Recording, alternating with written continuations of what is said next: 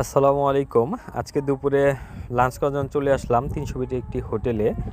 তো আজকে ভাবতেছিলাম যে আসলে কোন দিকে লাঞ্চ করব। তো অনেক ভেবেচিন্তে ভাবলাম যে তাহলে ৩০০ ফিটের এই হোটেল চলে আসি।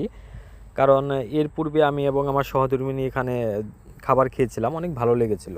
তো ৩০০ ফিটের এই রাস্তাটা আমার বাইক রাইড করতে অনেক ভালো লাগে, কারণ এখানে অনেক স্পিডে চালানো যায়। যদিও এটা ঠিক না, কিন্তু তারপরেও আমার অ্যাভারেজ স্পিড থাকে ৯০ বা ১০০। তো আমার খুব ভালো লাগে আর কি বাইকে এভাবে চালাতে, যদিও এটা রিস্ক হয়ে যায়। তো দুপুরে এই জায়গায় চলে আসার সময় মসজিদে নামাজ পড়ে নিলাম।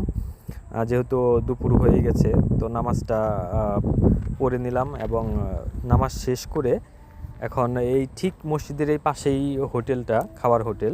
তো হোটেলে চলে আসলাম। এই হোটেল আমি এর পূর্বেও খেয়েছি বেশ কয়েকবার, আমি এবং আমার সহধর্মিণী। তো আজকেও চলে আসলাম যে তাহলে দুপুরে লাঞ্চটা করা যাক।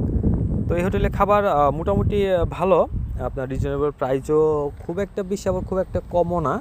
বাট খাবারগুলো ভালো, এনাদের পরিবেশনগুলো সুন্দরভাবে এবং স্বাস্থ্যসম্মত পরিবেশে খাওয়া যায় এখানে। আর জায়গাটা অনেক নিরিবিলি হওয়ার কারণে আসলে খুব ভালো লাগে, কারণ ঢাকা সিটির বাহির থেকে এদিকে আসলে একদম কোলাহল মুক্ত এলাকা। তো খাবারের মধ্যে আমি কাঁচকলা ভর্তা নিয়েছিলাম, মুরগির মাংস নিয়েছিলাম, ডাল নিয়েছিলাম, সাথে একটা কোল্ড ড্রিঙ্কস ছিল।